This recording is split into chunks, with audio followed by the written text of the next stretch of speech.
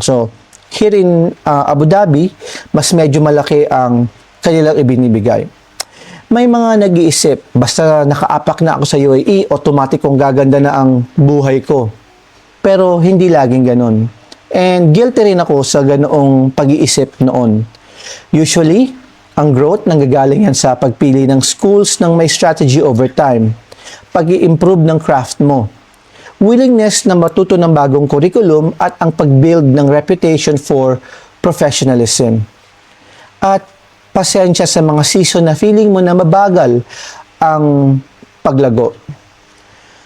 I'm smiling kasi naaalala ko yung sarili kong journey. Unang trabaho, Filipino school curriculum.